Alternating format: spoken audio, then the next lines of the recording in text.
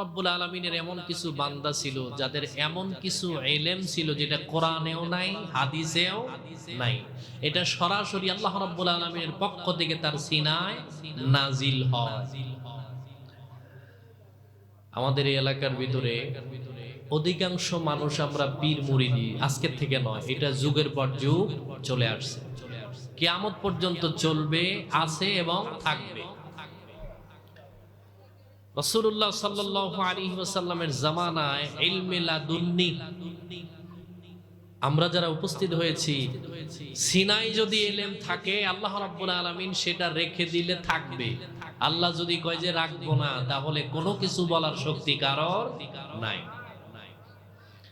তারই ধারাবাহিকতায় আল্লাহ রাব্বুল আলামিনের নবী হযরতে মূসা কালিমুল্লাহ, কি নাম? মূসা কালিমুল্লাহ। মূসা আলাইহিস সালাম আল্লাহ রাব্বুল আলামিনের সাথে তিনি বেশি কথা বলতেন। ওয়া কাল্লামাল্লাহু মূসা তাকলিমা। আল্লাহ রাব্বুল আলামিন বলেন, নবীদের ভিতরে আল্লাহর সাথে যিনি বেশি কথা বলেছেন তার নাম মূসা আলাইহিস সালাতু ওয়াস সালাম। মূসা আলাইহিস সালাম এরকম কোন এক মজলিসে বক্তব্য দিচ্ছেন দিনের বেলায়। তার সমসাময়িক যিনি ছিলেন তার নাম কারুন। তিনিও যেমনি বক্তব্য দিতেন, মূসা আলাইহিস সালাম তার কওমদের মাঝে ঠিক এমনি ভাবে বক্তব্য দিতেন। হঠাৎ করে এক ব্যক্তি জিজ্ঞেস করলেন যে বর্তমান জামানাতে আপনার চাইতে বেশি জানলেওয়ালা অথবা আপনার জামানায় সবথেকে জ্ঞানী মানুষ কি? মূসা আলাইহিস সালামকে প্রশ্ন করার পরে উনি চোখ বন্ধ করে বলে দিলেন যে আমি ছাড়া আর কে? কথা বোঝেন না? কি বলছে? আমি ছাড়া আর কেউ নয়। কিন্তু কথাটা বলার আগে আমার আল্লাহর উপরে তাওয়াক্কুল করার দরকার ছিল না? তার উদ্দেশ্য হচ্ছে আমি নবী, আমার উপরে কিতাব নাজিল হয়েছে, আল্লাহ আমার সাথে সরাসরি কথা বলেন, অতএব আমার চাইতে জ্ঞানী আর কেউ হতে পারে? আল্লাহ রাব্বুল আলামিন বলে দিলেন, মূসা তোমার চাইতেও জ্ঞানী ব্যক্তি এই পৃথিবীতে আছে। আমি যেটা জানি এটার নাম জ্ঞান নয়, আমার চাইতেও ভালো জানলেওয়ালা ব্যক্তি থাকতে পারে। আমাদের বর্তমানের সিস্টেমটা হলো আমি জানি বা না জানি, আমি নিজেরে বিশাল বড় জানলেওয়ালা বানাই নি। আসি না এরকম মানুষ? আমি কিচ্ছু জানি না, আমি যে সব জানবো এমন কোনো কথা? আল্লাহ রাব্বুল আলামিন আমাকে যতটুকু জ্ঞান দিয়েছেন ঠিক ততটুকুনি পেয়েছি। ইমাম আবু হানিফা রাহমাতুল্লাহি আলাইহি বলেন, তাকে জিজ্ঞেস করেছিলেন কুকুর কখন সাবালক হয়? কি বলছে? আপনারা যারা বসে আছেন বলতে পারবেন যে কুকুর কখন সাবালক হয়?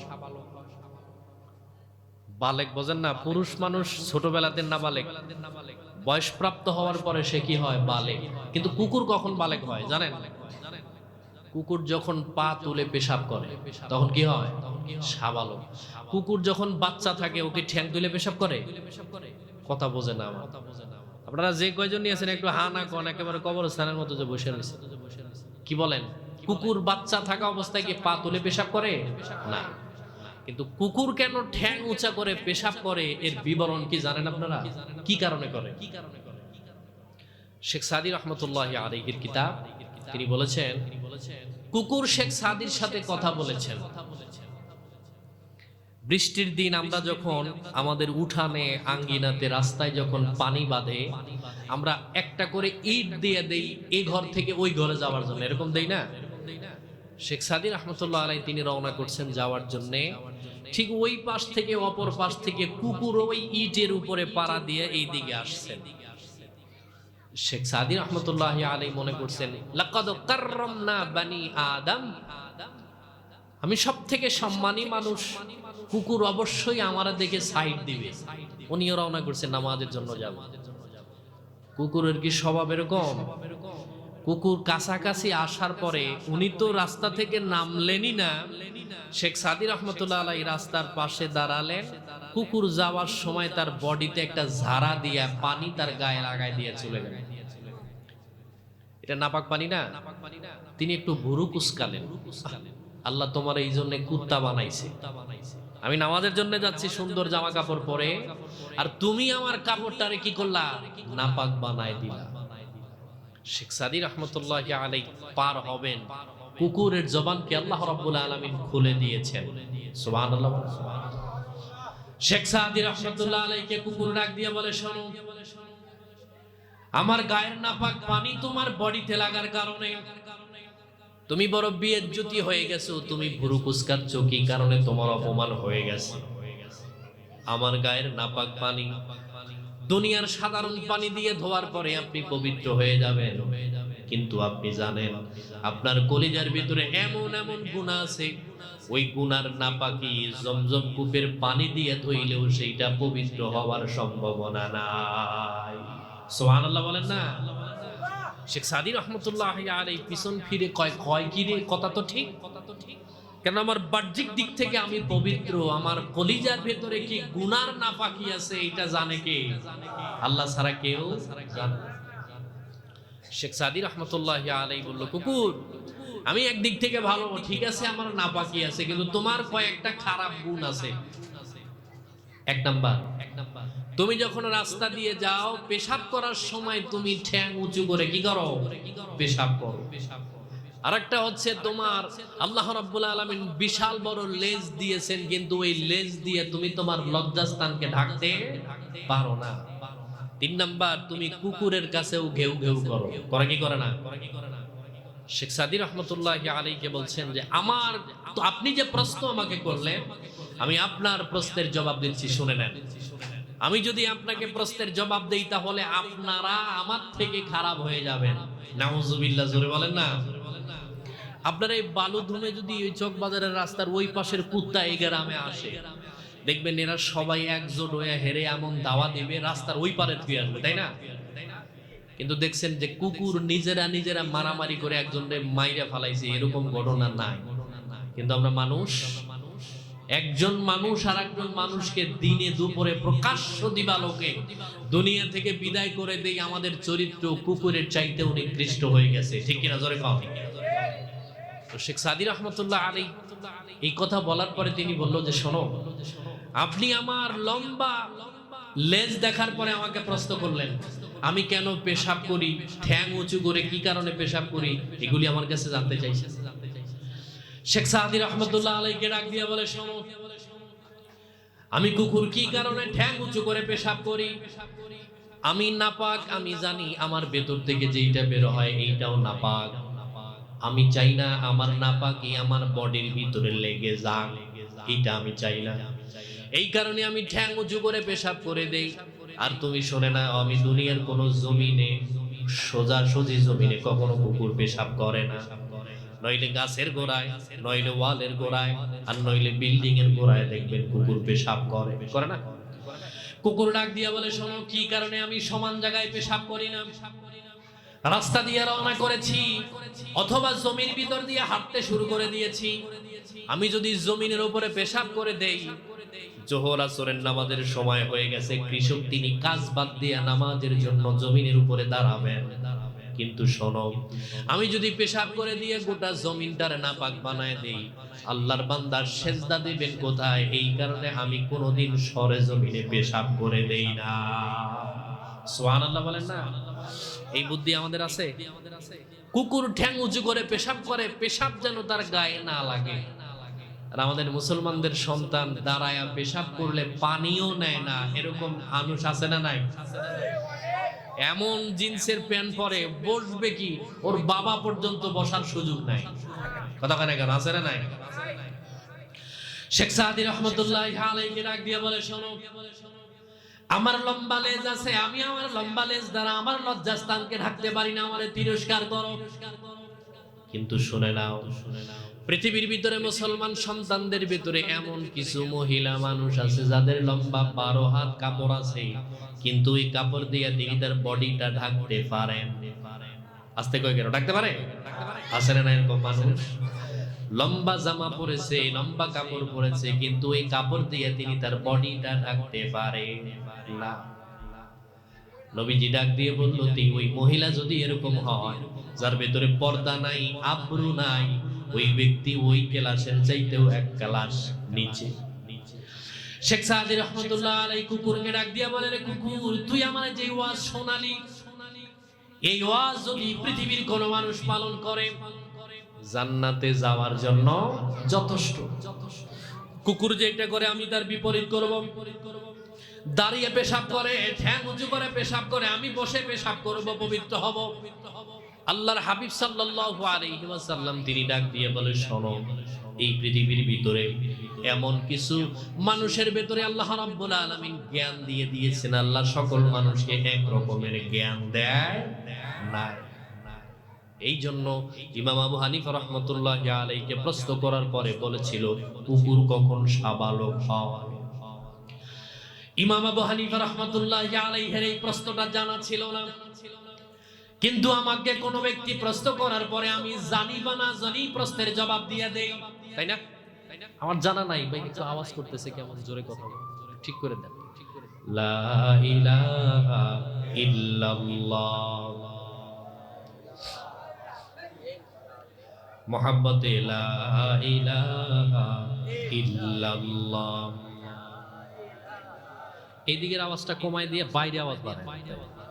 ইলাহা ইল্লাল্লাহ লা ইলাহা ইল্লাল্লাহ লা ইলাহা ইল্লাল্লাহ মুহাম্মাদুর রাসূলুল্লাহ। জবান ছেড়ে দিয়ে সকলেই বলি সাল্লাল্লাহু আলাইহি। এই যে সোনামণিরা, এই যে মেয়েরা, তোমরা কথা বন্ধ করো না, এখন শুরু থেকে চলছে, এখনো চলছে। ইমাম আবু হানিফা রাহমাতুল্লাহ আলাইহির কাছে প্রশ্ন করার পরে তিনি ডাক দিয়া বলল, কুকুর কখন সাবালক হয় আমার এটা জানা নাই, তবে আমার একটু শোনার দরকার আছে। যে এই বিষয়ে জানে আমি তারে কি করি, জিজ্ঞেস করি। এই জন্য আল্লাহ বলেছেন, ফাসআলু আহলা যিকরি ইন কুনতুম লা তা'লামুন। যদি তুমি কোনো বিষয় না জানো, যারা জানে তাদের কাছ থেকে জেনে নাও। কিন্তু আমরা জানবো কি, আমি যদি না জানি, না যাই না মইরা যাবো, এরপরেও আমি কারো কাছে জানতে চাই না, ঠিক কিনা জোরে বলে।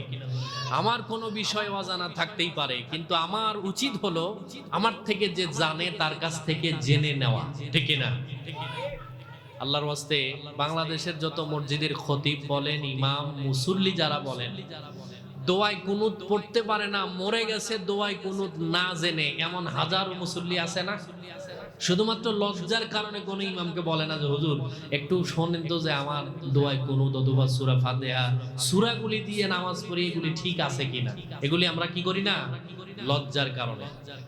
না জানাটা বোকামি নয়, বোকামি হচ্ছে আপনি না জানার পরে না শেখাটার নাম হচ্ছে বোকামি। ইমাম আবু হানিফা রাহমাতুল্লাহি আলাইহি ডাক দিয়ে বলেন, তুমি আমাকে যে প্রশ্ন করেছো, এই প্রশ্নের জবাবটা আমার জানা নাই। তিনি শুনবেন কার কাছে, অথচ তিনি হাদিসুল হাফেজ। একদিন, দুই দিন, তিন দিন করে করে 40 দিন পর্যন্ত তিনি কিতাবাদি খাটলেন, এই প্রশ্নের জবাব তিনি পাইলেন না। রাস্তা দিয়ে রওনা করেছেন মন খারাপ, মুচি জিরি জুতা সেলাই করে অমুসলিম। ইমাম আবু হানিফা রাহমাতুল্লাহ আলাইহিকে জিজ্ঞেস করে, হুজুর আপনার মন খারাপ কেন, কি হয়েছে? তিনি বলল, শোনো, এমন একটা প্রশ্ন আমারে করেছে, আমি কোরআন সুন্নাহ ঘেটে এর জবাব পাই নাই। বলে প্রশ্নটা কি? বলে আমারে প্রশ্ন করেছে, কুকুর কখন সাবালক হয়। বলে আপনি এটা জানেন না, কুকুর যখন ঠ্যাং তুলে পেশাব করে তখন কি কয়, এটা সাবালক হয়। ইমাম আবু হানিফা রাহমাতুল্লাহ আলাইহির ছাত্র ইমাম মুহাম্মদ রাহমাতুল্লাহি আলাইহি তিনি বলছেন, ওই মুসি যতদিন জীবিত ছিল, ইমাম আবু হানিফা রাহমাতুল্লাহ আলাইহি যে চেয়ারে বসা ছিলেন, ওই মুসি রাস্তা দিয়ে যাওয়ার সময় তিনি উঠে দাঁড়িয়ে তাকে সম্মান দিতেন। সুবহানাল্লাহ বলেন না? তাকে জিজ্ঞেস করেছিল, আপনি একজন মুসিকে সম্মান দেন? তিনি বলল যে তিনি আমার শিক্ষক, আমি এক বিষয়ে জানি নাই, তিনি আমারে জানায়া দিয়েছেন। এই জন্য আপনি যার পিছনে এক ওয়াক্ত নামাজ পড়েছেন, তাকে আপনাকে মূল্যায়ন করতেই হবে। মাল্লাম ইয়ারহাম সাগীরানা ওয়া লাম ইওয়াক্কির কাবীরানা ফালাইসা মিন্না। নবীজি বলেছেন, যিনি বড়কে শ্রদ্ধা করে না, ছোটকে স্নেহ করে না, আল্লাহর নবী বলেছেন তিনি আমার উম্মতের অন্তর্ভুক্ত নয়। এই আওয়াজটা কমায় দেন, বাইরেরটা বেশি করে, যাতে সুন্দর করে বোঝা যায়। এই জন্য বলছি যে মানুষের জ্ঞানের পরিধি সীমিত। ওই ইমাম আবু হানিফা রাহমাতুল্লাহ আলাইহি তিনি বলেছেন, তাকে জিজ্ঞেস করা হয়েছিল, আপনি কতটুকু জানেন, আপনার জ্ঞান কেমন? তিনি সুই নিলেন, সুইয়ের মাথা ধরে সাগরে চুবিয়েছেন। সুইটাকে উপরের দিকে তোলার পরে তার মাথায় কিছু পানি নাই, আছে না নাই? তো তিনি প্রশ্নকারীকে বললেন যে সুয়ের মাথার পানিটুকুন আমার জ্ঞান, আর বাকি যা আছে সব আমার আল্লাহ জানে, আমি এই জ্ঞান জানি না। কিন্তু আমরা বর্তমানে পরিস্থিতি এমন যে আমি যা জানি আমার থেকে কেউ বেশি জানে না। এই চিন্তা ভাবনা ভুল, এই চিন্তা ভাবনা করা যাবে না। যেমন আশরাফ আলী থানভী, ভারত মহাদেশের ভিতরে প্রখ্যাত আলেম, কওমীদের মাথার তাজ। উনি খোরাসান থেকে পড়াশোনা শেষ করে বাড়িতে এসেছেন, মাগরিবের নামাজ পড়ার জন্য যাবেন। হঠাৎ করে তিনি নজর করে দেখলেন যে তার মা ঘরের ভেতরে কি যেন তাসবিহ পড়ছে, সুবহানাল্লাহ, আলহামদুলিল্লাহ, লা ইলাহা ইল্লাল্লাহ, আল্লাহু আকবার, এগুলি পড়ছে। শেখ সাদ আশরাফ আলী থানভী তিনি তার মাকে প্রশ্ন করলো, মা তুমি কি পড়ছো? তিনি বলল যে আমার যিনি মুর্শিদ আছে উনি আমাকে কিছু সবক দিয়েছিলেন, এইগুলি আমি পড়ছি। বলে তার নাম কি? বলে তার নাম হচ্ছে হাজী ইমদাদুল্লাহ মুহাজিরি মক্কি রাহমাতুল্লাহি আলাইহি। সুবহানাল্লাহ বলেন। কি আদনা মৌলবী, সে আমার থেকে সামান্য কম জানে, আমার থেকে অর্ধেক পড়াশোনা জানে, আর আপনি তার কাছ থেকে জ্ঞান নিয়েছেন, এলেম নিয়েছেন। তার মা চোখ থেকে পানি ফেললেন। তিনি মাগরিবের নামাজ পড়ার জন্য গেছে। দিল্লির শাহী মসজিদের খতিব তার আপন খালাতো ভাই রশিদ আহমেদ গাঙ্গুহি নামাজের জন্য প্রস্তুতি নিয়েছেন। যেহেতু দূরের থেকে পড়াশোনা শেষ করে আসছে, তাই তাকে নামাজ পড়ার জন্য সামনে দিলেন। নিয়ত করেছেন মাগরিবের নামাজ, সানা পড়েছেন, আউযু বিল্লাহ বিসমিল্লাহ পড়েছেন, সূরা ফাতিহা মনে নাই। সুবহানাল্লাহ বলেন না? কি কইলো? সূরা ফাতিহা মনে নাই। একবার, দুইবার, তিনবার করে করে তিনি ঘুরালেন, কিন্তু তিনি সূরা ফাতিহা বিশুদ্ধ পড়তে পারলেন না। কি হলো? যেটা এতক্ষণ তো ভালো ছিল। রশিদ আহমেদ গাঙ্গুহি সাহেব বলল যে তোমার নামাজ পড়ার দরকার নাই, আমি নামাজ পড়াই। তিনি নামাজ পড়লেন, চলে গেলেন। বাড়িতে যাওয়ার পরে তিনি দেখলেন যে তার মা দরওয়াজার আড়ালে মুখে কাপড় দিয়া চিপ দিয়ে তিনি কান্নাকাটি করছেন, আর বলল, বাবা আমি দোয়া করি আল্লাহ যেন তোর জীবনে কোনোদিন ছেলে সন্তান না দেয়। মায়ের দোয়া কি ফেরত আসতে পারে? কখনোই না। ওই যে আদনা মৌলবী বলছে। আশরাফ আলী থানভী সাহেব ডাক দিয়ে বলে, শোনো, ইসলাহুর রুসুম তার কিতাবের নাম। তিনি ডাক দিয়া বলে, আমি আমার মাকে যখন বললাম আদনা মৌলবীর কাছে আপনি বায়াত গ্রহণ করেছেন, আমি যা পড়াশোনা করে এসেছি সব কিছু আমার আল্লাহ ভুলায় দিলেন, আমার আর কোনো পড়াশোনা মনে নাই। আমার মা পরামর্শ দিল, তুমি যাও আমার শায়েখের কাছে, তুমি সেই জায়গাতে চলে যাও। হাজী ইমদাদুল্লাহ মুহাজিরি মক্কি রাহমাতুল্লাহ আলাইহি তিনি মক্কাতুল মুকাররমাতে, তিনি যখন মক্কাতুল মুকাররমায় রওনা করলেন, বাইতুল্লাহর কাছে থেকে হাজী ইমদাদুল্লাহ মুহাজিরি মক্কি রাহমাতুল্লাহ আলাইহি তিনি আশরাফ আলী থানভীর দিকে ডাক দিয়ে কয়, কি তুমি কি, তুমি এত বড় মৌলবী, আদনা মৌলবীর কাছে তুমি কি চাও? সুবহানাল্লাহ বলেন না? অথচ তখন কোনো মোবাইল নাই, ইন্টারনেট যুগ, কোনো কিছু আবিষ্কার হয় নাই। আশ্চর্য হয়ে গেলেন আশরাফ আলী থানভী সাহেব। তিনি বলল, আমি আমার মাকে ঘরের ভেতরে বলেছিলাম, আপনি আদনা মৌলবী কেমনে বুঝলেন? আমার আল্লাহ ডাক দিয়ে কয়, এই পৃথিবীর ভিতরে আমার এমন কিছু বান্দা থাকবে, আমি আল্লাহ তার সাথে 24 ঘন্টা কথা বলি, মুনকার নকির 2 ফেরেশতাও সামান্যতম টের পায় না। সুবহানাল্লাহ, এটাকে বলা ইলহাম। তো বললো যে তুমি আমার এখানে আসার কারণ? তিনি বললেন যে আমি আপনাকে একটু ইঙ্গিত করে ব্যঙ্গ করে কথা বলেছিলাম, এই কারণে আমার এই অবস্থা হয়েছে। তা আপনি একটু দোয়া করেন আল্লাহর কাছে, আল্লাহ যেন আমার জ্ঞানটাকে, ইলমটাকে কি করে, ফিরাইয়া দেয়। হাজী ইমদাদুল্লাহ মুহাজিরি মক্কি রাহমাতুল্লাহি আলাইহি ডাক দিয়ে বলে, শোনো, তুমি বিশাল বড় আলেম, আল্লাহ তোমারে বিশাল বড় আলেম বানিয়েছেন। এত বড় আলেমকে আমি কেমনে সবক দিব, কেমনে সবক দিব, আমি কি পড়াবো আমার তো জানা নাই। তবে তুমি শোনো, এত বড় আলেমকে আমার মুরিদ বানানোর সক্ষমতা আমার নাই, তবে আমার যেইগুলি মুরিদ আছে, তুমি 6 মাস তাদের ওযুর পানি দিবা, প্রত্যেকবার নামাজের সময় তাদের ওযুর পানিগুলি আগায় দিবা, জমজম কূপের থেকে অথবা নাহারে জুবাইদা থেকে পানি নিয়ে তুমি তাদেরকে দিবা। আশরাফ আলী থানভী সাহেব ডাক দিয়ে বলে, যখন আমার 6 মাস অতিক্রম হয়ে গেল, আমি একসাথে তাহাজ্জুদের নামাজে হাজী ইমদাদুল্লাহ মুহাজিরি মক্কি রাহমাতুল্লাহ আলাইহির সাথে দাঁড়ালাম। নামাজের পরে তিনি আমার একটু বুকের ভিতরে জড়ায় ধরে কোলাকুলি করলেন, এরপরে বলল তুমি যাও, বাড়ির দিকে রওনা করো। ওই আল্লাহর ইজ্জতের কসম খেয়ে ডাক দিয়ে বলে 16 বছর পড়াশোনা করে যা কিছু শিখতে পারি নাই, হাজী ইমদাদুল্লাহ মুহাজিরির ওই বদনার ওযুর পানি টেনে 6 মাসে যা শিখেছি, আমার আল্লাহ পূর্বের ইলম সহ আর নতুন ইলম আমার সিনার ভিতরে ঢুকায় দিয়েছেন। জোরে বলি সুবহানাল্লাহ। এই জন্য আল্লাহর নবী বলেছেন ইন্নান নাবিয়্যিন ওয়াস সিদ্দিকিন ওয়াস শুহাদা ওয়াস সালিহিন ওয়া হাসুনা উলাইকা রাফিকা। আল্লাহর ওলিদের সাথে কোনো ব্যক্তি যদি দুশমনি করে, রাসূলুল্লাহ বলেছেন উনি যা শিখেছেন আল্লাহ তার সিনার থেকে ইলমকে সিনায় নিয়ে যায়, তার ইলম থাকে না। কি বলছিলাম? মুসা আলাইহিস সালাম ঠিক এক